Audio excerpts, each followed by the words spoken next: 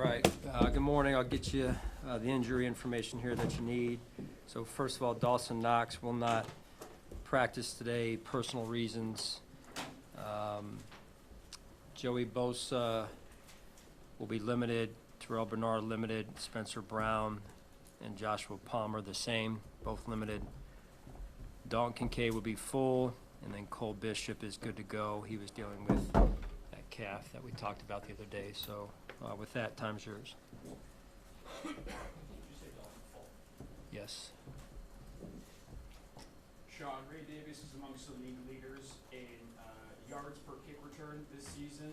How has he provided a spark to special teams, and what's to say about him? He's kind of making the most of this opportunity. Yeah, you said it right there, making the most of one's opportunities. He's embraced that, both as a runner in our offense and then also with the kickoff game. So it's been good to see. Great example of doing exactly what you just said, and he's done a great job with it. He really has. Sean, how big a motivating factor is it to defend the AFC East, knowing what's on the line with a loss this weekend? Yeah, it's certainly one of our goals every year.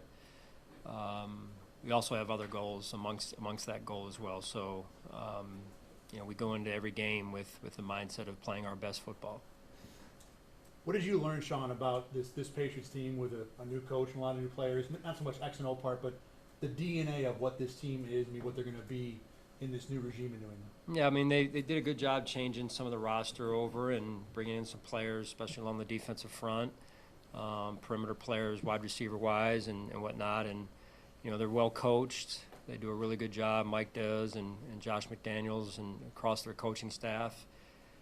You can just feel a difference in what they've done and how they're doing things. And so, we've a ton of respect, obviously, for the way that they've played this year in particular. When you watch Drake May's tape like this season, what stands out as the biggest steps he's taken from last year?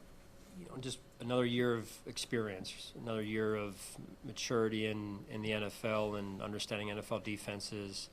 Really good player, very athletic, does a really good job in their offense in particular, and Josh does a phenomenal job of developing quarterbacks, Josh McDaniels, and he's done it.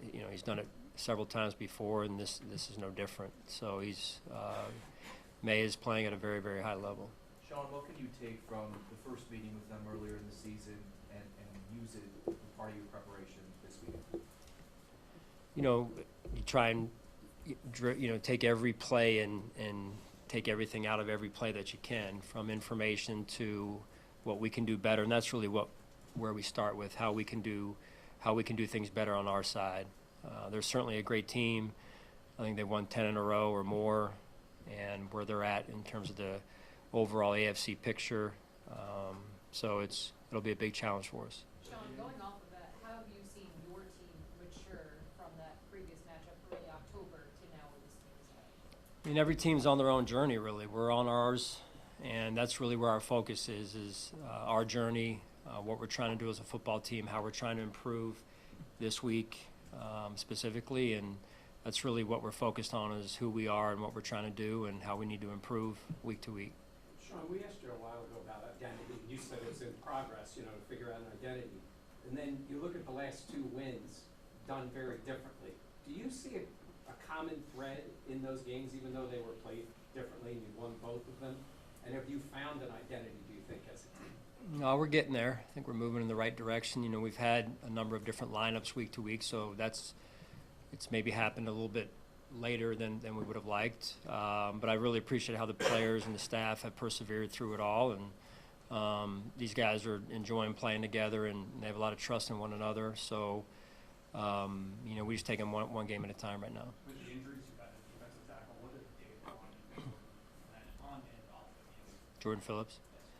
Yeah, I mean, their veteran leadership goes a long way. How they approach practice, how they approach each opponent week to week, and their focus. And I mean, that's just, you can watch a veteran player and learn from them, but then from time to time you can also, in addition to watching them, you can learn from what they say and how they say things. So I think that's been a good thing for us, for those young players in particular. Sean, Brandon Cook's been in the building for a couple of weeks now. He's played 2 games. Hasn't done much yet. How maybe get something out of him here moving forward? Yeah, he's been a really good addition. As I've said before, Sal, he's very much a pro in all ways. Great teammate, tremendous approach week to week. Brings energy to our football team. So, he just goes about his business the right way and takes it one game at a time. Is there an update on Darius Slay? No. If there is, I don't have it. So that's more of a Brandon question. Yeah. Mike Tomlin has that saying, I want volunteers, not hostages. Does there come a point where if he's not showing up, you'd rather he not? You talking about Darius Slay? Yeah, I'm not going to answer questions about Darius Slay. Respectfully, that's a question for Brandon. I'm focused on our current team and this game this week. Sean, to what do you attribute the keys to your team's success the month of December? I don't know. I don't. I mean, it's just every year is different. Every team's different. So that's why it gets hard to say, okay, well, this team, it was because of this, and then the next year it was because of maybe something different, subtly different. So really respect your question. I think the hardest thing is to really say, okay, with this team, it's going to be this, because the teams change year to year. And you guys know, as I just alluded to earlier, it's the journey of a season. And last year's team at this point in the year was in a different spot than this year's team is this year.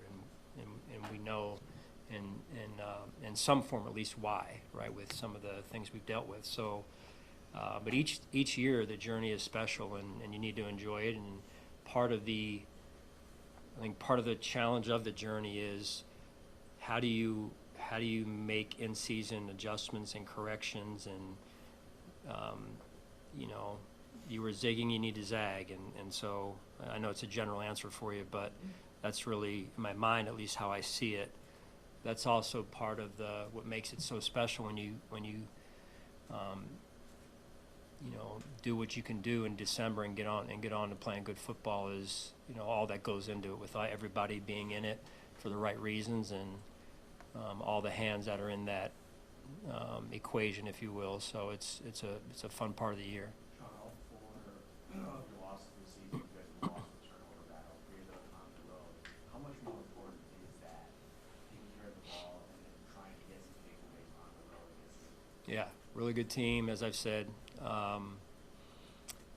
I'm sure they're feeling good about themselves, and they should. They're one of the top teams, if not the top team in the AFC right now. And we'll have our work cut out for us. And you don't take care of the ball against any team in the league, it's going to be hard to win, in particular a team this strong. Sean, you said after the last game you played New England, we played the game they wanted us to play. How do you make sure that doesn't happen?